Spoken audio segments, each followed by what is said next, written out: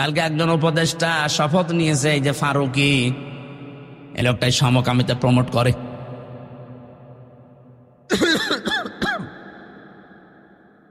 দেশের ছাত্র জনতা এবং আলেমরা চাচ্ছে এই লোক যেন এই দায়িত্বে না থাকে। এটা আমাদেরও সবার দাবি, এই লোককে এখান থেকে তাড়াতাড়ি নামিয়ে দেন। ও যতদিন থাকবে আল্লাহর গজব নাজিল হবে। নিজের স্ত্রীকে যারা দেহ ব্যবসায় লাগাতে পারে, নিজের দেহ দেখিয়ে যারা উপায় করে, এই মানুষগুলো জেনা করে করে টাকা পয়সা কামাই করেছে সারা জীবন। কি এটা জেনা না? হয়তো লজ্জা স্থানের জেনা না হতে পারে, চোখের জেনা হয় না তাদের, হাতের জেনা, মুখেরটা, হৃদয়েরটা, তো বাকি আছে কোনটা? বাকি যেটা আছে ওইটা ওদের বাকি নেই। আমি নিচে নামলাম না। তো এইরকম মানুষকে আপনি মুসলমানের ৯৬% দেশে দায়িত্ব দিয়ে দেবেন, কয়দিন পরেই তো প্রমোট করবে যে আমরা পুরুষে পুরুষে বিয়ে করব। যেহেতু আল্লাহ ফাকতিয়া দিয়েছেন, ফাকতিয়া দাবিরুল কওমিল্লাযিনা যালামু, জালেমদের শিকড় কাটা হয়ে গেছে। সুতরাং আমরা কোন জালেম আবার সামনে বসে আবার উল্টা পাল্টা জেট চালাবে আমরা এখনই বন্ধ করতে চাই। বিবেক যাদের আছে আপনার কাজে লাগে না কোন কারণে বলেন তো? পাগলকে তো আল্লাহ বিবেক দেয়নি, এই জন্য পাগলের কোনো হিসাব নেই। আলাহুম আয়ুনুন লা ইবসিরুনা বিহা, তাদের চোখ আছে কিন্তু তারা দেখে না। কত কিছু তুমি দেখতে পাও, কোরআনের কথাগুলো দেখতে পাও না। আল্লাহ চোখকে ডাক দিয়ে বলছে, চোখওয়ালা মানুষ কি করো তুমি? আফালা ইয়ানজুরুনা ইলাল ইবিলি কাইফা খুলিকাত ওয়া ইলাস সামাই কাইফা রুফিআত ওয়া ইলাল জিবালি কাইফা নুসিবাত ওয়া ইলাল আরদি কাইফা সুতিহাত। বলেন আল্লাহু আকবার। এখানে আল্লাহ 4টা সৃষ্টির নাম দিয়েছেন। ওই চোখওয়ালা, একটু ওঠের দিকে তাকাতে পারো না? কিভাবে তাকে বানালাম, মরুভূমির জাহাজ বানিয়ে দিয়েছি তাকে। জমিনের দিকে একটু তাকাতে পারো না? কিভাবে আমি সমতল করে দিলাম বিছানা। পাহাড়ের দিকে তাকাতে পারো না? পাহাড়কে আমি পেরেক বানিয়েছি। আল্লাহ এই কুদরতের কথাগুলো চোখকে দিয়ে দেখতে বলছেন, এই কারণে পেরেকের কথা কেন দিলেন? ওয়াইলাল জিবালি কাইফা নুসিবাত, পেরেক স্বরূপ পাহাড়কে আমি গেড়ে দিলাম জমিনে। এখানে এই যে তক্তার উপরে ব্রেক মারা আছে, এই ব্রেকের উপরের যে মাথাটা আছে চ্যাপটা, এই চ্যাপটা কতটুকু দেখা যায়? এর নিচে যতটুকু আছে তার চাইতে কমপক্ষে 20/1 কথা বলে না কেন? এতটুকু এরকম 20 ডবল এই ব্রেকের ভেতরে ঢোকা আছে, গেড়ে দেওয়া আছে। আল্লাহ এই পাথর যেটা দেখতে পান পাহাড়, এটার শুধু ওই ব্রেকের ওই মাথাটা একটু জেগে আছে। তার মানে এরকম 20 ভাগ এই মাটির নিচে আল্লাহ গেড়ে দিয়েছে। বিশাল কুদরতের কথা, ক্ষমতার কথা আল্লাহ আমাদের শোনালেন। এই জন্যে কি নিয়ে মাস্তানি করো? মাথার ভেতরে ৭০,০০০ তার বিজ্ঞানীরা আবিষ্কার করেছে, ৭০,০০০। এই যে সামনের দিকে আছে ফ্রন্টাল লব, অক্সিপিটাল লব, প্যারাইটাল লব। আমি কোরআনে কারিমের এই আয়াতগুলো বিজ্ঞানের সাথে যখন মিলিয়েছি, এই 6টা জিনিসের ভেতরে এক একটায় 18টা করে জিনিস পেয়েছি। কম্পিউটার এখানে সেট করলাম, আপনাকে দেখাতে পারতাম। প্রত্যেকটার সাথে তার নার্ভ সেট করা আছে। এখান থেকে পুরা শরীরের সাথে আল্লাহ কানেকশন দিয়ে রেখেছে। যখনই কোনো কিছু হয় ওই অঙ্গ প্রত্যঙ্গ আগে ওই ব্রেনের কাছে দিয়ে দেয়। আমি হাদিসে পড়েছিলাম, বিশ্বনবী জানিয়েছেন, কারো যদি একটা তার একটু ঢিলা হয়ে যায় সে লোকটা পাগল হয়ে যায়। ৭০,০০০ তার একটা একটু ঢিলা হয়ে গেলে সে পাগল হয়ে যায়। আপনাকে তো আল্লাহ পাগলামি করতে দেয়নি, অন্তত বিবেকটা দিয়েছে। একটা তারও আপনার কাটা না, তারপরও কি হয়েছে? কেন চিন্তা ভাবনা আসে না আপনার?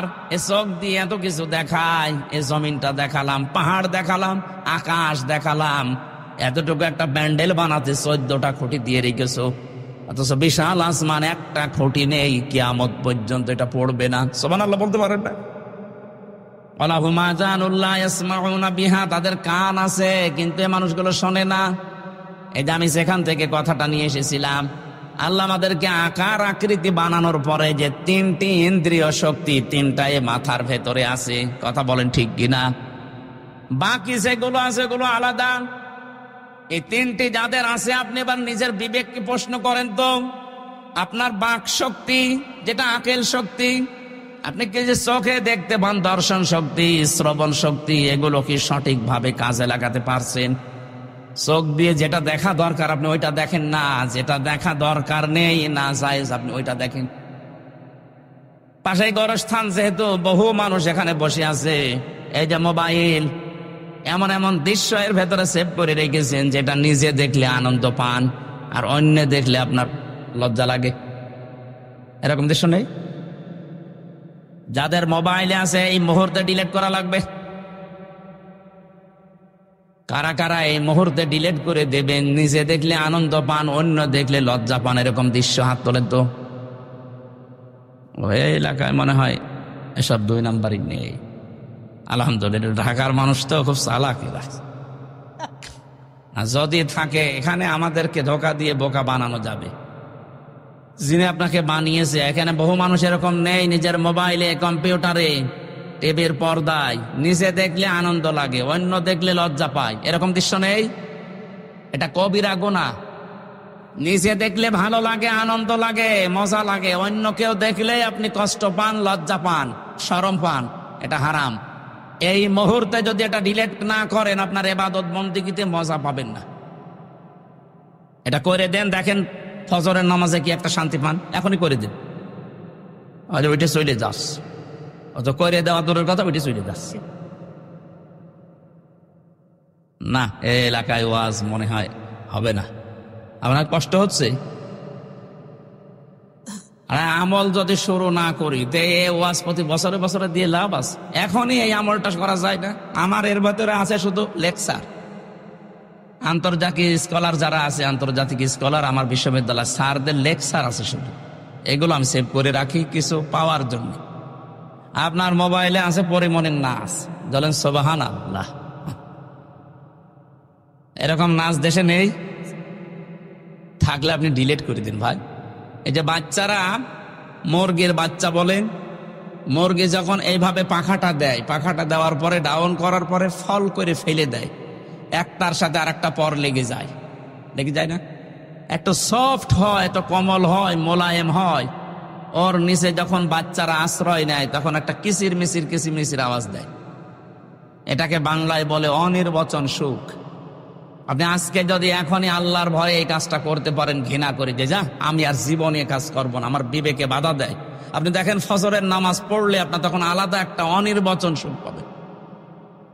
এটা পাওয়ার জন্যই তো এসেছেন নাকি? সুতরাং এটা আজকেই করে দেবেন, আমি আশা করতে পারি আপনার কাছে। না আশা করতে পারি না? আল্লাহ যেন তৌফিক দেন, বলেন আমিন। আল্লাহ রাব্বুল আলামিন বলেন, আমি এই সুন্দর করে আকৃতি এটা বানিয়ে শেষ করে দেয়নি, ফেরেশতাদেরকে এবার ডাক দিলাম। রুহটা তার ভেতরে দেওয়ার পরে সে একটা হাসি দিয়েছিল। বিজ্ঞান জানিয়েছে একবার যখন মানুষ হাসি দেয়, ওর শরীর থেকে এত পরিমাণ জার বের হয়ে যায়, যদি কেউ টাকা পয়সা খরচ করে হাসি দেওয়া লাগতো তো 12,000 টাকা খরচ হতো একবার হাসি দিতে। হাসি দিলে এমন এমন জার শরীরের ভেতর থেকে আল্লাহ বের করে দেয় যে সারাদিন প্রবেশ করে। যত রকমের ফাঁকা আছে শরীরে বিভিন্ন জায়গা দিয়ে এগুলো আসতেছে, হাসির মাধ্যমে আল্লাহ ওইগুলো সব দূর করে দেয়, ওই জার্ম গুলো। জোরে বলেন সুবহানাল্লাহ। এটা আমাদের আদি পিতা হযরতে আদমকে আল্লাহ যখন রূহ দেয় তখন তিনি এরকম হাসি দিয়েছিলেন। এই যে বানাতে গিয়ে ফেরেশতারা যে খড়কটা, বালি, মাটি, আগুন, পানি বিভিন্ন জিনিসের ভেতরে ছিল, একবারে হাসি দেওয়ার সঙ্গে সঙ্গে নাক দিয়ে মুখ দিয়ে আল্লাহ সব বের করে দিয়েছেন। হযরতে আদম আলাইহিস সালাম ওই সময় একটা শব্দ বলেছিলেন, আলহামদুলিল্লাহ। আল্লাহ এত বেশি খুশি হয়েছেন শব্দটা শোনার পর, কিয়ামত পর্যন্ত আদমের সন্তান যারা আসবে তারা যদি হাসি দেয়, আলহামদুলিল্লাহ বলা তাদের জন্য ওয়াজিব হয়ে যায়। এমনকি তার পাশে যে থাকবে তার জন্য পড়া লাগবে ইয়ারহামুকাল্লাহ। কথা বলছে না কেন? কি এত গুরুত্বপূর্ণ কাজ যে আলহামদুলিল্লাহ পড়া ওয়াজিব, পাশে থাকলে তার জন্য ইয়ারহামুকাল্লাহ বলা লাগবে কেন? তার পাশে যে থাকবে সে বলবে ইয়াহদিকাল্লাহ। এর পাশে যে থাকবে 5 জনের নাম পেয়েছি আমি হাদিসে, চিন্তা করলাম একটা শব্দ আলহামদুলিল্লাহ বলা হাসি দিয়ে এত কেন, ইয়ারহামুকাল্লাহ ইয়াহদিকাল্লাহ কেন বারবার এত কেন? কারণ আপনি এক একবার হাসিয়ে ডাক্তারের কাছে বলেন যে আমার হাসি দিয়ে দেন, 12,000 টাকা নেবে। একবারে যদি 12,000 হয়, 5 বার যদি হাসি দেন 5 বার আপনি ফকির হয়ে যাবেন শুধু হাসি দিতে। হযরত আদম হাসি দেওয়ার পরে দাঁড়িয়ে গেছেন, ফেরেশতাদেরকে আল্লাহ পাক বলেন দাঁড়াও, আমি একটা ক্লাস করাবো আজকে। জান্নাতের ভেতরে আল্লাহ নিজে শিক্ষক হয়ে আদম আলাইহিস সালামকে একটা ক্লাস করিয়েছিলেন।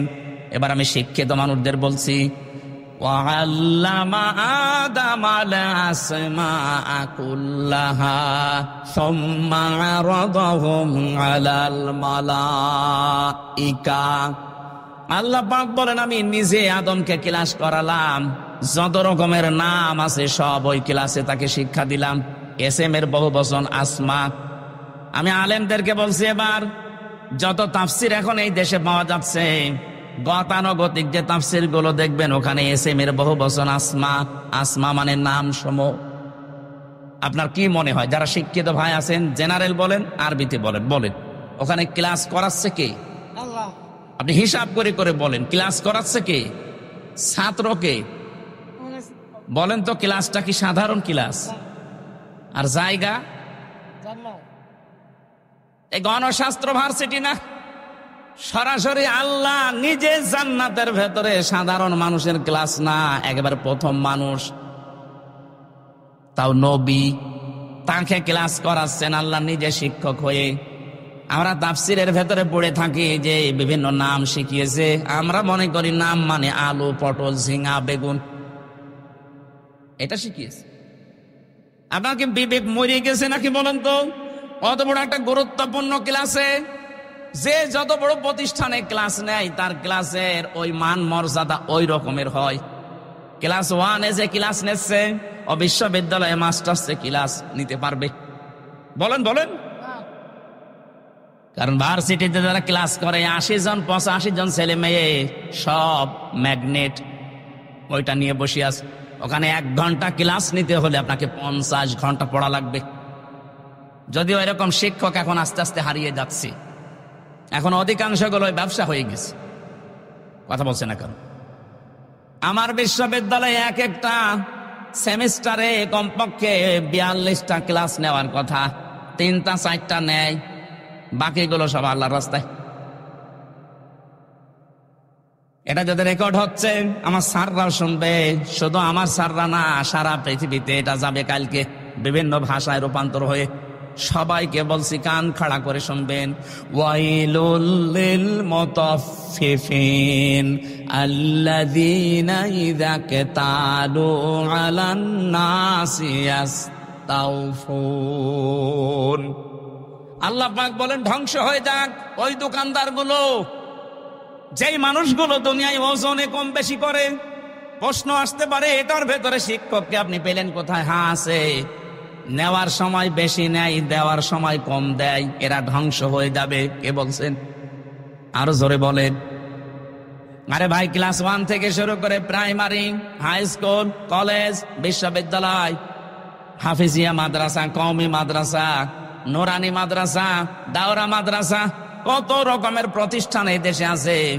আমরা তো অধিকাংশ শিক্ষককে দেখি, শিক্ষিকাকেও দেখি, ওরা ক্লাসে যেভাবে দেওয়া দরকার ওভাবে দেয় না, বলে কোচিং করা লাগবে, প্রাইভেট পড়া লাগবে। কেন আপনাকে সরকারে কি দিচ্ছে না? আপনি ক্লাসেই দিতে পারতেন। 8টা ঘন্টা আপনার কাছে আমরা থাকি, ক্লাসে দেওয়ার জন্য আপনি তো 8 ঘন্টা 10 ঘন্টা পড়িয়ে আসবেন দিনের বেলা। মাত্র 8 ঘন্টা ডিউটি আপনার, বাকি সময় তো সরকার আপনাকে ফেরি দিয়েছে, খেলা করার জন্য দেয়নি। আপনি যা করবেন ওই সাবজেক্টের উপরে যত রকমের তথ্য উপাত্ত আছে সব জোগাড় করবেন, এসে ক্লাসে ওইগুলো ডেলিভারি দেবেন। আপনি তো নেওয়ার সময় ঠিকই নিয়েছিলেন। একজন বিশ্ববিদ্যালয়ের স্যার হওয়ার জন্য কত লেখাপড়া করা লাগে আপনি জানেন। আপনারা তো নেওয়ার সময় তো বিভিন্ন জায়গা থেকে ঠিকই নেন, কিন্তু দেওয়ার সময় আর ক্লাসে দিতে চান না, তখন বলে প্রাইভেট পড়বি, কোচিং করবি। আপনি ওই মুতাফফিফিনের ভেতরে শামিল। আপনি নেওয়ার সময় ঠিকই বেশি নিয়েছেন, দেওয়ার সময় দিলেন না, আপনি ধ্বংস হয়ে যাবেন। আজ নিজের বিশ্ববিদ্যালয়ে ক্লাস নিতে চাই না, প্রাইভেট ভার্সিটিতে যে ক্লাস নিচ্ছে মাসের পরে মাস। এই কথা বলছে না, আমি জানি স্যাররা এটা শোনার পরে বলবে হামজা বেশি বুঝে আমি, এটাই বাস্তব।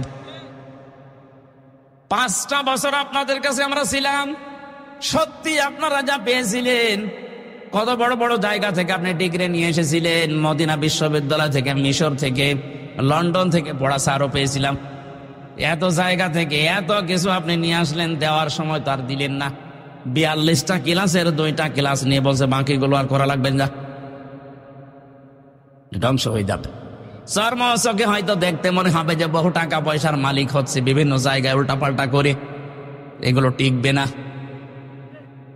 আপনি 10 লাখ টাকা কামাই করে নিয়ে আসবেন ডান আর বাম হাত দিয়ে, বাড়িতে এসে দেখবেন 15 লাখ টাকার ক্ষতি হয়ে গেছে। দেখবেন আপনার বউ পাগল, কি গো আর কথা বলতে পারছেন, এখন কথা বলাতে লাগবে 8 লাখ। মেয়ে বেরিয়ে চলে গেছে আল্লাহর রাস্তায়, ওরে ঘুরিয়ে নিয়ে আসতে আরো 5 লাখ, 8 5 13 গেল। ছেলে ওদিকে জিনে ধরেছে, নিয়ে আয় হুজুর, নিয়ে আয় কবিরাজ, নিয়ে আয়, ওটা ঝাড়তে আরো 2 লাখ। নিয়ে এসেছিলেন মাত্র 10 লাখ, চলে আসছে 15 লাখ। হারাম টাকা থাকবে না।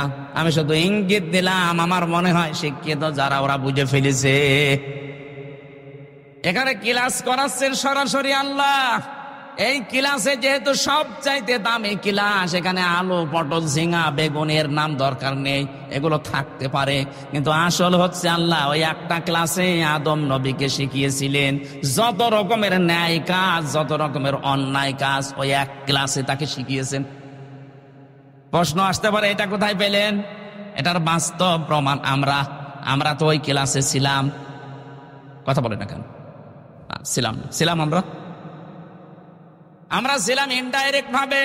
আমাদের আদি পিতা হযরতে আদমের পৃষ্ঠ দেশের ভেতরে আমাদের রূহগুলো ছিল। কিয়ামত পর্যন্ত যত মানুষ আসবে সব আদমের পৃষ্ঠ দেশে ছিল না?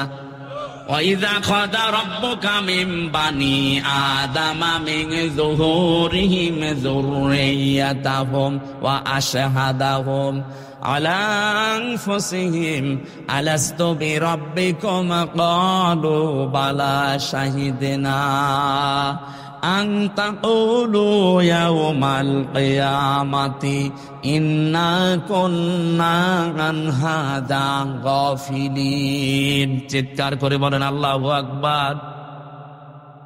যত মানুষ এখানে আছে, যত মানুষ আসবে, যত মানুষ চলে গেছে, সবাই আদমের পৃষ্ঠ দেশে ওই দিন ছিল।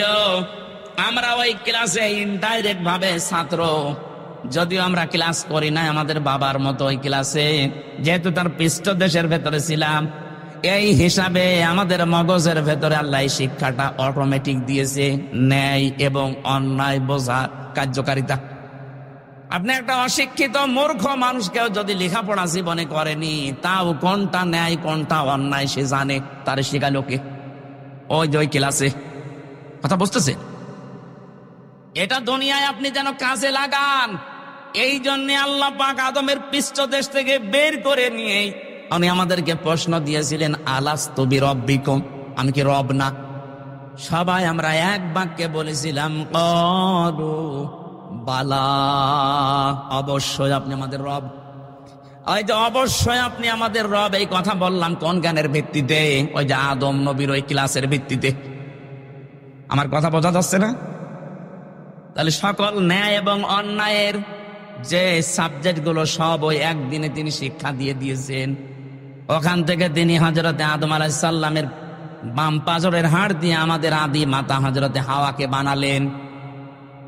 সুন্দরী একটা মেয়ে লোক বানিয়ে রেখে দিয়েছে। হযরত আদম ঘুম থেকে উঠে দেখলেন সুন্দরী, তাকালেন এবং ধরতে গেলেন, কারণ নিষিদ্ধ জিনিসের প্রতি আকর্ষণ সে জন্মের শুরু থেকেই। কথা বলেন না জানো? যেই তাকিয়েছে, ধরতে গেছে, আল্লাহ বলে ধরাও যাবে না, তাকানো যাবে না। আদম নবী বলছে, আল্লাহ ধরাও যাবে, তাকানো যাবে, এই বুদ্ধি দেন। বুদ্ধি দিলাম, বিয়ে করা লাগবে। এই জন্য আদমের সন্তান কিয়ামত পর্যন্ত যারা আসবে, আর যদি মূর্খও হয় দেখবেন নামাজের ফরজ কয়টা জানে না, কিন্তু বিয়ে করা ফরজ এটা জান। আপনার পেটে বম মারে, ওজুর ফরজ কয়টা বলতে পারবে না, বিয়ে করা যে ফরজ এ জানে। বহু যুবক মানুষ এখানে বাবা যারা আছেন,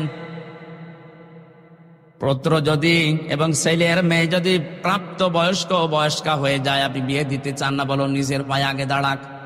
নিজের পায়ে দাঁড়াতে গিয়ে যদি একবার কোনো কাম করে ফেলে, কিয়ামতের দিন আপনিও জেনাকারের কাতারে দাঁড়াবেন। এই জন্য বাবারা একটু সাবধান হবেন। ওর ঘাড়ে জোয়াল তুলে দেন, এমনি বর সিস্টেমও জেনে ফেলবে। আমরা মনে করি ওরে নিজের পায়ে দাঁড় করিয়ে, তারপর আমি রিমান্ডে যখন ছিলাম একটা হিন্দু পেয়েছিলাম অফিসার, এই বাড়ি রাজবাড়ি, রাত 12টায় আসে, ওর 6টায় যায়, প্রায় আসতো।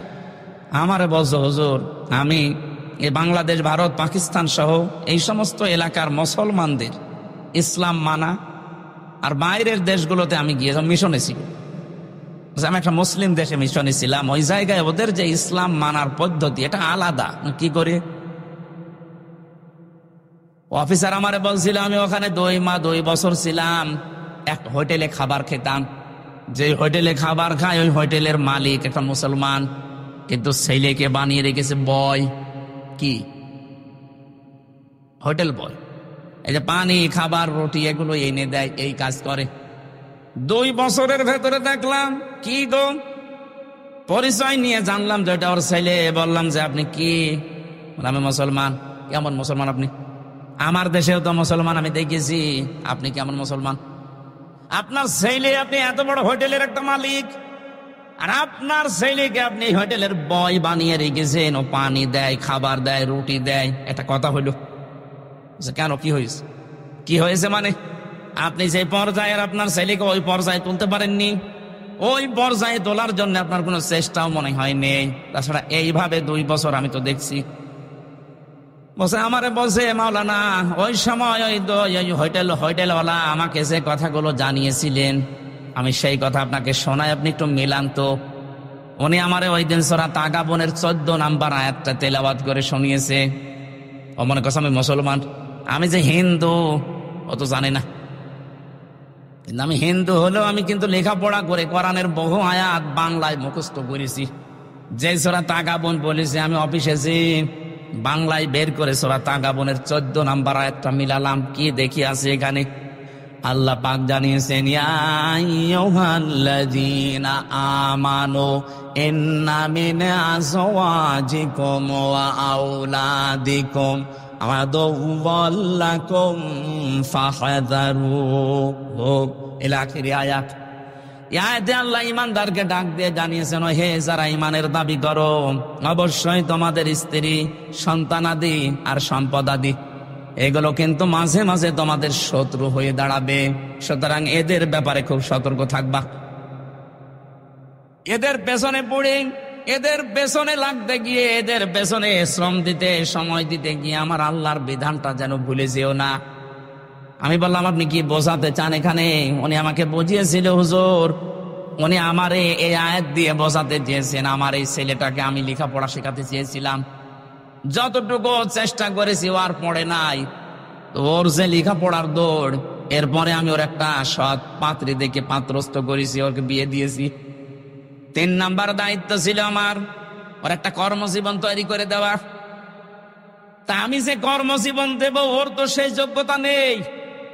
আমি ঘুষ দিয়ে কোন চেয়ারে বসিয়ে দেব, ওই চেয়ারে বসলে ওর ওই যোগ্যতায় চেয়ার চলবে না, শেষে চেয়ারের পায়া থাকবে না। কথা বুঝতেছেন? তাদের চিন্তা ভাবনা দেখেছেন? আমাদের দেশের হাজারো বাবা এই জহির গ্রুপের কাছে যে বলবে আমার ছেলে ম্যাট্রিক ফেল, বিএ পাস, চাকরি করছে, ওই জায়গায় আপনি বসিয়ে দেন। উনি হয়তো আপনার মুখের দিকে তাকিয়ে সম্মানের খাতিরে দেবে, কিন্তু যে ম্যাট্রিক ফেল ও ওই চেয়ারে বসার যোগ্যতা রাখে? ওর শিক্ষা নেই, ওর ট্রেনিং নেই। উনি যে আমাকে প্রথমে কথা বলার সময় ইকরা বলছিলেন, ইকরা শব্দের শাব্দিক অর্থ শুধু পড়া না, ইকরা মানে যোগ্যতা অর্জন করা। আজ বাংলাদেশে আমরা অনেকেই মনে করি ইকরা, সালে, তাকওয়া এই শব্দগুলো নিয়ে। ইকরা, এরপরে সালে, তাকওয়া, এই শব্দগুলোর ব্যাখ্যা শুনি না আমরা। সালেহ মানে নেককার, তাকওয়া মানে আল্লাহর ভয়, ইকরা মানে পড়া না। এর আধুনিক ব্যাখ্যা হচ্ছে আপনি যেই জায়গায় যেতে চান ওই বিষয়ের জ্ঞান আগে আপনাকে অর্জন করা লাগবে, এবং প্রশিক্ষণ নেওয়া লাগবে, শিক্ষা নেওয়া লাগবে, তারপরে ওই জায়গাটা আপনি সুচারুরূপে চালাতে পারবেন। আমাদের এই দেশে এই সিস্টেমটা নেই, যে যেখানে যাওয়ার যোগ্যতা রাখে না ঠেলা দিয়ে ঘুষ দিয়ে সেখানে পাঠায়। আজ বাংলাদেশে যত প্রতিষ্ঠান আছে অধিকাংশগুলো ওই যোগ্যতাই নেই, ঠেলা দিয়ে হয় পাঠিয়েছে তাই ঘুষ দিয়ে। যার ওই পর্যন্ত যাওয়ার লেখাপড়াই নেই, প্রশিক্ষণ নেই, শিক্ষা নেই, তাকে পাঠাবেন ওই জায়গাটার পায়া আরো নষ্ট করবে। চেয়ারে যদি দু একটা পায়া থাকে আরো নষ্ট হয়ে যাবে। গত সিজনে আপনি দেখেছেন কৃষি মন্ত্রণালয়ের দায়িত্ব যাকে দেওয়া হয়েছিল, ওই সিলেটের মৌলভীবাজারে বাড়ি, শ্রীমঙ্গল, উপাধ্যক্ষ আব্দুল শহীদ। আপনি নিরপেক্ষ দৃষ্টিতে বলবেন এই লোকটা একটা কলেজের স্যার, এ সারা জীবন লেখাপড়া করিয়েছে ছেলে মেয়েদের, ও কৃষি সম্পর্কে কি জানবে? ওকে জীবনে কোনোদিন মাঠে গিয়েছে, প্রশিক্ষণ কি ওই জায়গায় কোনোদিন নিয়েছে? তারে আপনি ওই দায়িত্ব দিলেন মানে? যারা ওই বিষয়ের উপরে সারা জীবন পড়াশোনা করে, ওর উপরে প্রশিক্ষণ নেয়, শিক্ষা দিতে পারে, ওই রকম একটা মানুষকে দেন। আপনি এমন মানুষকে দিলেন তার বাড়িতে 3.5 কোটি টাকা পাওয়া যাচ্ছে, 11টা দেশের রুপি পাওয়া গেছে, 85 ভরি সোনা পাওয়া গেছে। এইটাই তো হবে যে চেয়ারে বসাবেন, ওর শিক্ষাও নেই, প্রশিক্ষণও নেই, ওখানে যাওয়ার যোগ্যতা ওর নেই, ও সারা জীবন লেখাপড়া করিয়েছে ছেলে মেয়েদের, এরকম একটা জায়গায় দিতেন। এমন কাজ করে গেলেন ওই জায়গাটা এখন ধ্বংস হয়ে গেছে। কয় বিঘা জমিতে কয় মন ধান হয় ও জীবনে কোনোদিন যে চাষ করে দেখেছে? এজন্য আমি যেটা বলতে চাচ্ছিলাম, এই হিন্দু অফিসারের এই কাহিনী দিয়ে একটা শিক্ষা আছে। আমরা আজ বাংলাদেশে যারা দায়িত্বে আছি, সামনে যারা আসবেন, আপনার আত্মীয় স্বজন ছেলে মেয়ে যাই বলেন, এদেরকে উপরে তুলতে হলে যে যে যোগ্যতায় আছে তাকে ওই পর্যন্তই তোলেন। কথা বলে না কেন? তার যোগ্যতা নেই ভার্সিটির টিচার হওয়া, আপনি তাকে একেবারে ভাইস চ্যান্সেলর বানিয়ে দিচ্ছেন। যা শুরু হয়েছে আমার মনে হচ্ছে সামনে শিক্ষা ব্যবস্থা ধ্বংস হয়ে যাবে। কারণ বিশ্ববিদ্যালয়ে স্যার হওয়ার জন্য ফার্স্ট ক্লাস ফার্স্ট হওয়া লাগে, 1, 2, 3 এদেরকে নেওয়া লাগে, অথচ এদেরকে এখন আর নেওয়া হচ্ছে না। 35 লাখ 40 লাখ টাকা নিয়ে ওই 70 রোল নাম্বার করে দেওয়া হচ্ছে। ও তো চেয়ারে বসে 2 একটা পায়া যদি ঠিক ছিল, ও পায়া আরো ভাঙবে। কথা বলে না কেন? এই মুসলিম দেশের এই দোকানদারের জীবনী থেকে একটু শিক্ষা নেওয়া যায় না যে সে তার ছেলেকে ভালোবাসে, কিন্তু যে ছেলের জন্য আমি তো জাহান্নামে হতে পারি না, তার যোগ্যতা নেই, আমি একটা অফিসে তার বস বানিয়ে দেবো মানে? ওর যা যোগ্যতা ও সেই কাজ করবে। কাজটা তো হালাল কাজ, যদিও চা টেনে দেওয়া, পানি টেনে দেওয়া, রুটি টেনে, কাজটা তো হালাল কাজ। ও হালাল কাজ করে ও জান্নাত পাবে। জোরে বলেন সুবহানাল্লাহ। হযরত আদম আলাইহিস সালাম যেই তাকিয়েছেন মেয়েটার দিকে, বললেন না তাকানো যাবে না, ধরা যাবে না, এ করবেন, বিয়ে করা লাগবে, বিয়েতে আমি রাজি আছি। দেন মোহর কই? নেই। দেন মোহর না দিলে বিয়ে হবে না। আল্লাহ আমার বিয়ে করাই লাগবে, দেন মোহর বুঝি না। আমার আখেরি নবী মুহাম্মদ রাসূলুল্লাহর উপরে 10 বার দরুদ শরীফ পড়ো, দেন মোহর হয়ে যাবে। দরুদ শরীফ পড়ে শেষ। এবার আদমকে বললেন, কুলনা ইয়া আদম উসকুন আনতা ওয়া যাওজুকাল জান্নাতা ওয়া কুলা মিনহা রাগাদান হাইথু শি'তুমা। এই যারা শিক্ষিত আছেন, এই যে আজ নারী পক্ষ কাজ করছে, নারী স্বাধীনতা আন্দোলন, নারী বিপ্লব পরিষদ, 13টা সংগঠন কাজ করছে মেয়েদের অধিকার আদায়ের জন্য, অথচ আয়াতের ভেতরে দেখেন কতগুলো অধিকার আছে। মেয়েরা যদি জানতো, এরা নিজেদের এই অধিকার আদায়ের জন্য রাজপথে মিছিল করত, অথচ তাদেরকে ব্যবহার করার জন্য কিছু মানুষ সামনে দিয়ে ভোগ করার জন্য ব্যস্ত আছে। আল্লাহ আমাদের আদি পিতা আদমকে কি বললেন? যে বিয়ে হয়ে গেছে, এবার বউ নিয়ে চলে যাও বাড়িতে। জান্নাত আমাদের বাবার বাড়ি, আমাদের আদম আলাইহিস সালাম বাবা না? জান্নাত আমাদের কার বাড়ি? আরো জোরে বলেন। বিয়ে করার পরে বউ নিয়ে যাওয়া লাগবে বাবার বাড়ি। আর আমরা অনেকে বিয়ে করে ঘর জামাই থেকে যাই। আপনি বিয়ে করে বউ নিয়ে বাবার বাড়ি যান, হ্যাঁ কি করবেন বাবার বাড়ি যে? আল্লাহ বলেন ওয়াকুলা। এখানে যারা তাফসির বসে আলেমদেরকে বলছি, আল্লাহ কিন্তু আংতা ওয়াকুলা দেয়নি। বউ নিয়ে বাড়ি যাওয়ার পরে নিজে একেবারে মরণ খাওয়া খাবা, এরপরে যতটুকু বাঁচে বউকে খাওয়াবা না। এই জন্য আল্লাহ আংতা বাদ দিয়ে দিয়েছেন। একবারে কোলা দিয়ে বসন দিয়েছেন। কোরআনের প্রতিটি শব্দ গবেষণামূলক, যেইটা নিয়ে চিন্তা করবেন আপনাকে আল্লাহ জান্নাতের পথ দেখিয়ে দেবে। মেয়েদের কি অধিকার আল্লাহ দিচ্ছেন, আংটা না দিয়ে একবারে কোলা। তুমি যতটুকু খাবার, যেই মানের খাবার, যেই মানের পোশাক, যেভাবে চলবা স্টাইলে, ঠিক ওই মানের খাবার, ওই মানের পোশাক তোমার স্ত্রীকে দেওয়া লাগবে। আপনি নারীর অধিকার খুঁজে পান না। যেই দিন আল্লাহ নারীকে বানিয়েছেন ওই দিনই তার অধিকার দিয়ে দিয়েছেন। আপনারা যে অধিকার দিতে চাচ্ছেন এটা অধিকার না, এটা ভোগ করা। দুধ খাওয়ানোর দায়িত্ব বাবার না মার? অবশ্য মার। এই আপনি আলেম, এখানে আলেম যারা আছে জিজ্ঞাসা করেন তো, দুধ খাওয়ানোর দায়িত্ব সন্তানকে বাবার না মার? চেয়ারম্যান সাহেব বলেন তো। না, উনি ভারপ্রাপ্ত চেয়ারম্যান তো এই জন্য মনে হয় পারবে না। উনি ভারটা মুক্ত হলে পারবে ইনশাআল্লাহ। আমরা চাই আল্লাহ সামনে যেন ভার মুক্ত করে একেবারে জায়গা মতো বসিয়ে দেন। বলেন আমিন। আমি আজকে একটা নিরসন করবো, যারা আছেন এটা রেকর্ড হচ্ছে, দুধ খাওয়ানোর দায়িত্ব বাবার, কিন্তু মা এই দায়িত্বটা পালন করছে দয়া করে। উনি যদি পালন না করে, আপনার কোথায় পেলেন? হ্যাঁ, সূরা বাকারা 2 নম্বর পারা 17 নম্বর পৃষ্ঠা 1ম নম্বর লাইনে 232 নম্বর আয়াত মাঝের অংশে আছে, ওয়ালিদাতু ইরদি'না আওলাদাহুন্না হাওলাইনি কামিলাইনি লিমান আরাদা আইয়ুতিম্মার রাদা। এটা মুযাক্কার শব্দ, পুরুষ, পুরুষের দায়িত্ব এটা। 2 বছর দুধ খাওয়ানোর দায়িত্ব কার? বলেন বলেন। কিন্তু পুরুষের মেশিন পত্র আছে, আমরা পাবো কোথায়? তা আল্লাহ তো আমাদেরও মেশিনই দেয়নি, সুতরাং এটা দিয়েছে যাদের, ওনাদের দিয়ে দায়িত্ব পালন করিয়ে নেয়। ওনারা যদি বলে না আমি করবো না, ওনার গোনা হবে না।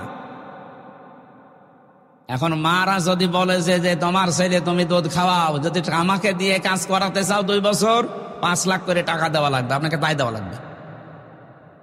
মাইকে বলা মনে হয় ঠিক হইল, মহিলারও তো শুনছে। সম্মানিত মা বোনেরা, কানে হাত দিয়ে থাকেন, আমি গোপন কথাটা বলে ফেললাম। এখন যদি ওরা বলে যে তোমার এক একটা ছেলে মেয়ের জন্য 5 লাখ করে টাকা দাও, তারপরে দুধ খাওয়াবো, নাই তোমারটা তুমি খাওয়াও, আমি পাবো কোথায়? অধিকার আপনাদের যা দিয়েছে একটা একটা করে যে কোরআন থেকে হাদিস থেকে নেন। এই যারা আন্দোলন করছে এদের মুখে ঝাঁটা দেওয়ার কথা মনে হবে আপনার।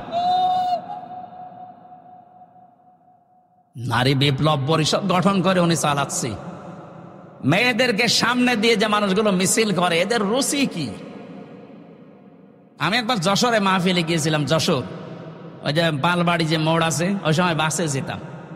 বাসে যে নেমে দাঁড়িয়ে আছি, যশোর MM কলেজের মেয়েরা মিছিল করছে ইফটিজিং এর বিরুদ্ধে ডাইরেক্ট অ্যাকশন। মনে করলাম আল্লাহ, এখন যে অবস্থা, পুলিশে যদি আমারে ধরে আবার কোন সালের অপরাধী বলে চালিয়ে দেয়। পুলিশের ভয়ে ঢুকলাম এক চার দোকানে, ঢুকে দেখছি পুলিশ চা খাচ্ছে। আরে ভাই, আপনার ঝামেলায় আতলা এখানে, আর আপনি আমার সামনে। উনি আমার বলছে হুজুর একটা কথা বলি। বলেন। সেই যে মিছিল আসতেছি, যশোর MM কলেজের মেয়েরা, এক একটার বয়স হচ্ছে 20 বছর 22 বছর 25 বছর। এই যে যুবতী মেয়েরা, বুকে কোনো ওড়না নেই, স্কিন টাইট প্যান্ট পরা, একটা ব্যানার ধরে আছে হাত দিয়ে, আর এক হাত দিয়ে বলছে ইফটিজিং এর বিরুদ্ধে ডাইরেক্ট অ্যাকশন। উনি আমার বলছে হুজুর যে জিনিস দেখছি মনে হচ্ছে ইফটিজিং আমি আগে করি। না, ঠিকই বলিস। কিসের অধিকার আদায় করার জন্য আপনি নামেন? আর আপনাকে আল্লাহ কি অধিকার দিয়েছে? স্বামীকে বলছে আহা আদম, বউ নিয়ে যাও বাবার বাড়ি, যে শুধু নিজে মরণ খাওয়া খাবা না, যতটুকু খাবা, যতটুকু মানের খাবার, ওই মানের খাবার স্ত্রীকে দেওয়া লাগবে। এতটুকু আল্লাহ শেষ করেননি। অকুলা মিনহা রগদান হাইসু শি'তুমা, বউ নিয়ে ঘরের ভেতরে একেবারে তালাবদ্ধ করে রাখবা না, ওখানে যেখানে ইচ্ছা যাবে, যা ইচ্ছা খাবে। তার মানে কি, বউ নিয়ে আপনি ঘোরাফেরা করতে পারেন, বিভিন্ন জায়গায় যেতে পারেন। আজ বাংলাদেশ জামাত ইসলামীর যিনি আমিরে জামাত ডাক্তার শফিকুর রহমানকে সাংবাদিকরা প্রশ্ন করছে, যদি ইসলামে দেশে আসে তাহলে মেয়েরা তো ঘরবন্দি হয়ে যাবে, তালাবদ্ধ হয়ে যাবে। না, মেয়েরা সবচেয়ে বেশি অধিকার পাবে যদি বাংলাদেশে ইসলাম কায়েম হয়।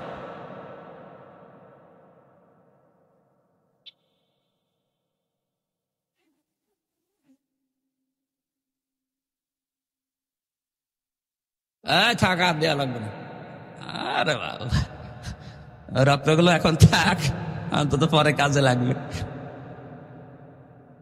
সম্মানিত মা বোনেরা, আপনাদের অধিকার যেগুলো দিয়েছেন কোরআনে একটা একটা করে, উনি যেহেতু কোরআন পড়ে জানে, উনি বলেছে এই কারণে কোরআনের দিকে তাকিয়ে যদি ইসলাম এসে যায় এদেশে, মেয়েরা সবচেয়ে বেশি অধিকার ভোগ করবে। ঘরের ভেতরে তালাবদ্ধ হয়ে থাকার জন্য আপনারা আসেননি, আপনাকে নিয়ে বেড়ানোর কথা কোরআন বলছে।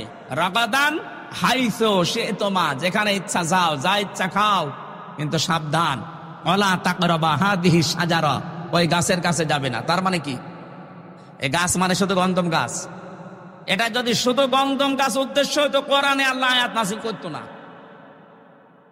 এটা মানে আল্লাহর বর্ডার। আপনি বউ নিয়ে এমন জায়গায় যেতে পারবেন না যেখানে গেলে আপনারও ফরজ পর্দা থাকে না, বউরও পর্দা থাকে না। এমন অনুষ্ঠান দেশে নেই, কথা বলেন না কেন? এমন বিয়ের অনুষ্ঠানে গেলেন যেখানে নিজেরও পর্দা থাকছে না, আপনার বউরও পর্দা থাকছে না, ওইরকম অনুষ্ঠানে যাওয়া জায়েজ নেই। এইরকম পিকনিকে যাওয়া যাবে না বন্ধুদের সাথে, এরকম মেলায় যাওয়া যাবে না। শিশু মেলার নাম দিয়েছে, শিশু নেই, শুধু শিশুর খালারা আর মামারা। এখানে গেলেই শুধু অ্যাক্সিডেন্ট হয়। এই জন্য সম্মানিত মা বোনেরা, আলেমদের স্ত্রী যারা সত্যিকারের আলেম, যারা খাস পর্দা করে চলে, যারা আজিমাত নিয়ে চলে, রুকসাত না। রুকসাত মানে মুখমণ্ডল আপনি খোলা রাখতে পারবেন, হাতের কবজি, পায়ের পাতা, কিন্তু আজিমাত নিয়ে যারা চলে, খাস পর্দা নিয়ে, এরা হাত মুখ পর্যন্ত মোজা দিয়ে ঢেকে রাখে। এদের স্ত্রীরা সত্যি যে সম্মান নিয়ে মহারানী হয়ে আছে, আপনি কিছুই টের পাচ্ছেন না। ওরা কোরআনের আয়াতগুলো যখন বাস্তবে মিলায়, এগুলো যদি আমি নিজেই মানতে না পারি, কিয়ামতে আমি নিজে আসামি হয়ে যাব। এজন্য আমাদের উচিত হচ্ছে ইসলামকে তার জায়গা মতো দিয়ে অধিকারগুলো আদায় করে নেওয়া। কথা বলেন ঠিক কিনা? আল্লাহ বলেন নিষিদ্ধ জায়গায় যাওয়া যাবে না, আল্লাহর বিভিন্ন বর্ডার আছে, এগুলো ক্রস করা যাবে না, সীমা লঙ্ঘন করা যাবে না। ওয়ালা তাকরাবা হাযিহি শাজারাতা ফাতাকুনা মিনাজ জালিমিন। যদি আল্লাহর এই বর্ডার কেউ ক্রস করে ফেলে, সে জালিম হয়ে যাবে। কি হবে? আজ যারা পর্দার পর ফরজ বিধান লঙ্ঘন করে চলাফেরা করছেন, আপনি জালেম। কথা বলেন না কেন? যেগুলো আপনার স্বামীকে দেখানো দরকার, এটা আপনি পাবলিককে দেখাচ্ছেন, আপনি জালেম হয়ে কিয়ামতে উঠবেন। খালি নামাজ পড়ে, রোজা রেখে, আর কারো বোরকা পরে আপনি জান্নাত পেয়ে যাবেন। কে বলেছে আপনাকে? আমি 4টা পয়েন্ট পড়েছি হাদিসের ভাষায়। সম্মানিতা মা মেয়েরা এসেছে, সম্মানিতা মা বোনেরা, এবার আপনি কান খাড়া করেন। মেশকাত শরীফের হাদিস, বিশ্বনবী বলেন, নেককার মহিলা কোনটা জানো? অনেকে বলছে নামাজ পড়ে, রোজা রাখে, কালো বোরকা পরে। নবী বললেন না, ওই মহিলাটাই নেককার। ইজা নাজারা ইলাইহা সাররাতুহু, যার দিকে তার স্বামী বাইরে থেকে এসে যখন তাকাবে, তখন স্বামীকে আনন্দ দেবে। এরকম মহিলা আমার মনে হয় এখন ঘরে ঘরে নেই। নেই বলে তো আমরা পরকীয়া প্রেম করি। বলছে ঠিক, তার মানে ও চালাচ্ছে কাজ। আলহামদুলিল্লাহ, ভালো। সম্মানিত মা বোনেরা, দেখেন এতগুলো মানুষ বসে আছে আমরা, আর আপনার স্বামী বলে ফেললো ঠিক, তার মানে আপনি ওই রকম কিছু করেন না। দ্বিতীয় নম্বরে, ওয়াইদা গাবা আনহা হাফিজাতুহু, স্বামী যখন বাইরে যাবে, যতক্ষণ স্বামী বাইরে থাকবে ততক্ষণ আপনার ইজ্জত, আবরু, সতীত্ব আপনি হেফাজত করে রাখবেন। আধুনিক জামানায় এসে স্বামী বাইরে যেতে দেরি, ও মোবাইলে পরকীয়া প্রেমে লিপ্ত হতে দেরি নেই। এমনকি বাইরের লোক নিয়ে এসে স্বামীর ওই কাজ ওকে দিয়ে করাচ্ছে। জোরে বলেন নাউজুবিল্লাহ। 3 নম্বরে বিশ্বনবী বলেন, অতুইনু আলা দীনি যাওজাতুহা।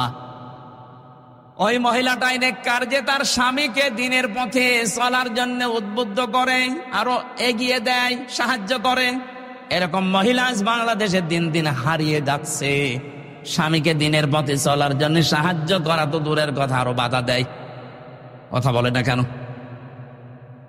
4 নম্বর বিশ্বনবী বলেন, স্বামী যদি কোনো কাজের আদেশ করে,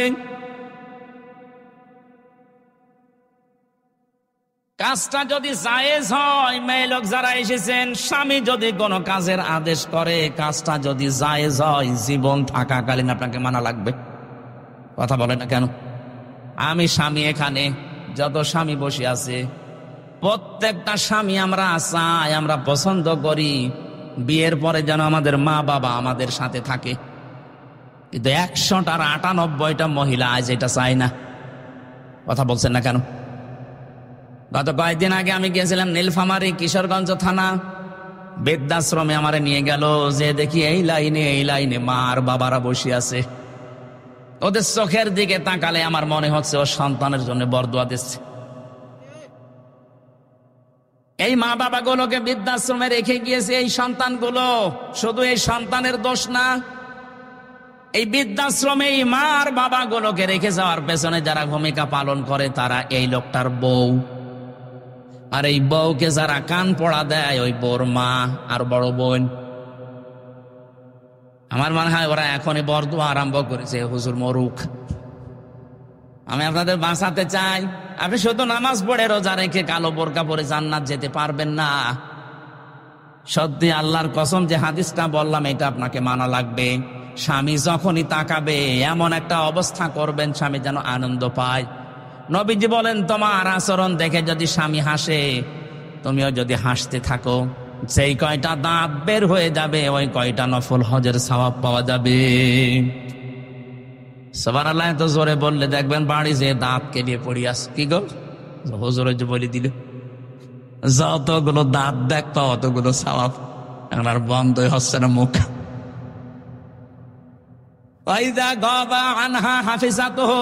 স্বামী যখন বাইরে যাবে, খুব গুরুত্বপূর্ণ বিষয় এটা। নামাজ রোজার মতোই ফরজ। আপনার শরীরকে আপনি হেফাজত করে রাখবেন, এমনকি মোবাইলে কোন আওয়াজে কথা বলবেন সেইটাও আল্লাহ কোরআনে দিয়েছেন। সূরা আহজাবের 32 নম্বর আয়াত, 22 নম্বর পারা, 1 নম্বর পৃষ্ঠা, 3 নম্বর লাইনে আছে। এটা তাফসিরে খাজেনের ভেতরে পাবেন। ইয়া নিসান নাবিয়্যি লাস্তুন্না কাআহাদিম মিনান নিসাই ইন ইত্তাকাইতুন্না ফালা তাখদা'না বিল কওলি ফায়াতমা'আল্লাযী ফী কলবিহি মারাদুন ওয়া কুলনা কাওলাম মা'রুফা। বলেন আল্লাহু আকবার। আল্লাহ বলেন, হে নবীর স্ত্রীরা, কারোর সাথে যদি কথা বলতে চাও পর্দার আড়াল থেকে কথা বলবা, সঠিক কথা, মিথ্যা কথা বলা যাবে না। সম্মানিত মা বোনেরা, মোবাইলে বলেন, ফ্যাক্সে বলেন, ফোনে বলেন, যেখানেই কথা বলেন মিথ্যা কথা বলবেন না। কিন্তু ভাষা হবে রুক্ষ সূক্ষ্ম, এমন কড়া কড়া ভাষা দিয়ে কথা বলবেন ঝাঁঝালো গলায়। ওর মনের ভেতরে যদি গুড়ও থাকে বলবে আল্লাহ দরকার নেই, এ মহিলা না আজরাইল। আর যদি আপনি শাবনূরের কণ্ঠ দিয়ে বলেন আসসালামু আলাইকুম বিয়ান সাহেব, বিয়া সাহেব বলে না, ওর মনের ভেতরে যদি দুর্বিসন্ধি থাকে, খারাপ অন্তরের মানুষ হয়, ওকে শয়তান ধোঁকা দেবে আর চিন্তা করবে কাজ হচ্ছে। আর কিছুদিন লাইন লাগায়, শেষ পর্যন্ত দেখবেন 2 সন্তানের মা ওর হাত ধরে পালিয়েছে। বেশি বলে ফেললাম, এটা হচ্ছে না দেশে? মেয়েদের কণ্ঠ পর্যন্ত পর্দা, কিভাবে কথা বলবে। এই জন্য আমার এই মোবাইলে মহিলা কণ্ঠ যদি কোনো জায়গা থেকে কল কেউ দেয় ফতোয়া ধরার জন্য, আমি হোসাইনকে দিয়ে দিই, তো তুই যা করবি করবে। হোসাইন এখানে আসে না, ওরা জিজ্ঞাসা করেন, আমি মেয়ে লোকের কণ্ঠ ধরতে চাই না। আর মাসলা মাসাইল জানার দরকার হলে আপনার স্বামীকে দেন, আপনার ছেলেকে দিয়ে বলা, কারণ এটা রেকর্ড হয়। আমি রিমান্ডে যে এটা দেখেছি। আমরা যা মনে করছি এত সহজ না।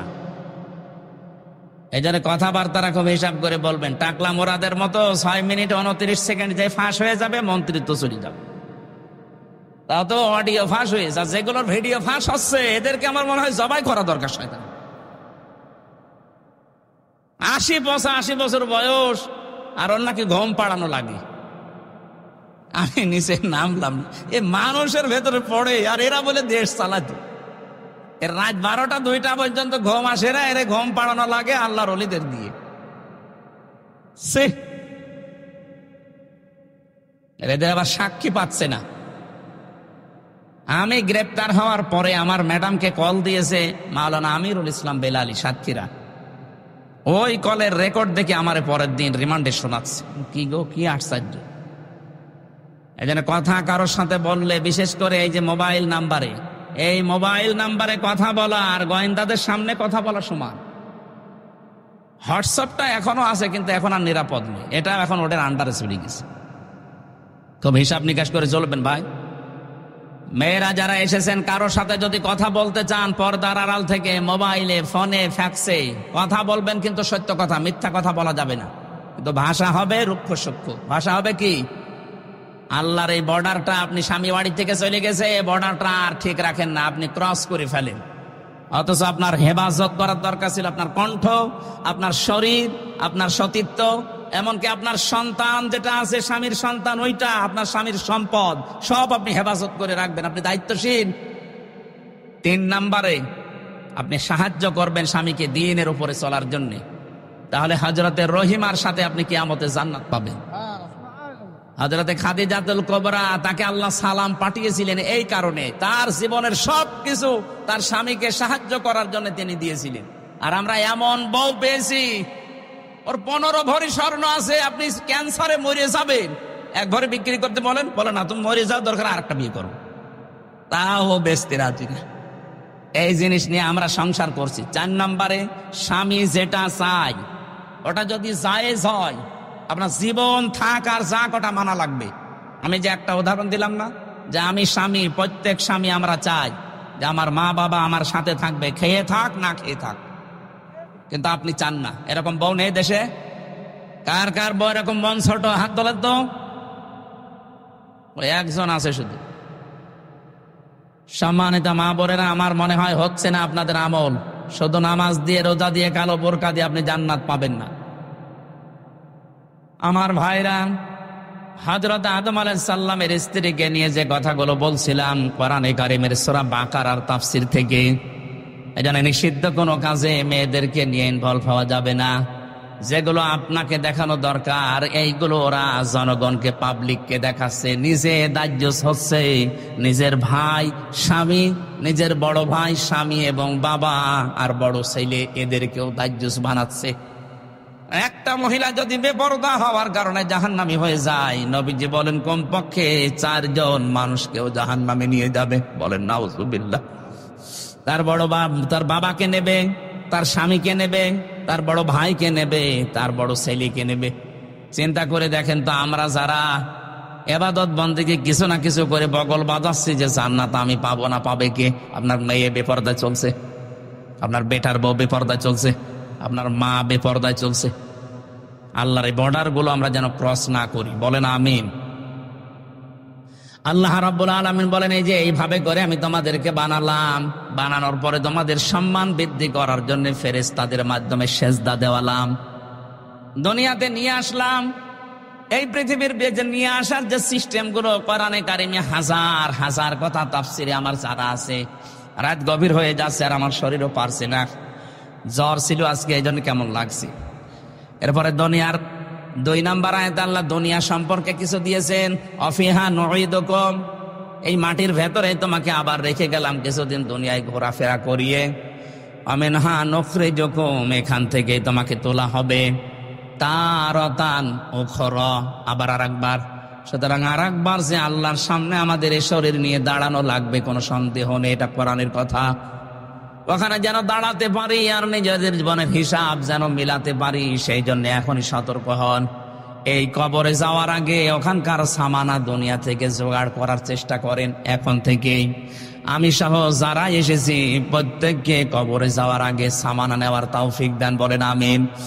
আমি জেলে বসে বসে কয়েকটা বই টুকেছিলাম, এই সমস্ত বইগুলো এখন আমি লিখেছি, পরবর্তীতে আমার গাড়িতে আছে, শিক্ষিত মানুষরা নিয়ে যাবেন, কাজে লাগবে। মেয়েদের বই আছে কয়েকটা, আর পুরুষের আছে। আল্লাহ আমাদের আমল করার তৌফিক দিন। আল্লাহুম্মা আমিন। লা ইলাহা ইল্লা আনতা সুবহানাকা ইন্নী কুনতু মিনাজ জালিমিন। রব্বুল আলামিন ঢাকা জেলার সাভার, আশুলিয়া, নয়ারহাট, সিন্দুরিয়া কবরস্থানের পাশে বসে কোরআনে কারিমের কথা গভীর রাত পর্যন্ত আমরা শুনেছি। যতটুকু শুনলাম আল্লাহ তুমি আমল করার তৌফিক দাও। এ কবরে যাওয়ার আগে সামানা জোগাড় করার সুযোগ করে দাও। দুনিয়ার জীবন যেন আমাদেরকে ধোকায় ফেলে না দেয় আল্লাহ। এ মাহফিলের আয়োজন করতে গিয়ে যারা শ্রম দিয়েছে আল্লাহ, কোরআনের ইজ্জতে তাদেরকে মাফ করে দাও। সারাটা জীবন অপরাধ করেছি, হাত যে ওঠাবো লজ্জা করে আমাদের অপরাধের দিকে তাকিও না, তোমার রহমতের দিকে তাকাও, জিন্দেগীর গুনাহগুলো মাফ করে দাও। মা বাপ যাদের এই কবরে শুয়ে আছে আল্লাহ, মাহফিলের সভাপতি, প্রধান অতিথি, বিশেষ অতিথি যারা এসেছে, যার চা হারিয়েছে আল্লাহ, কবরগুলো জান্নাত বানিয়ে দাও। 3টা বছর জালেমের এই জেলখানায় থাকাকালীন আমার শরীরটা অসুস্থ হয়ে গেছে আল্লাহ, স্বাভাবিক হচ্ছে না।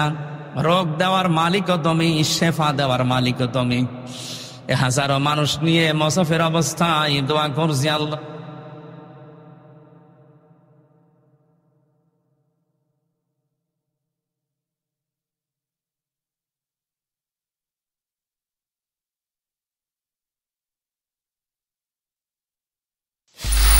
Free audio post-production by alphonic.com.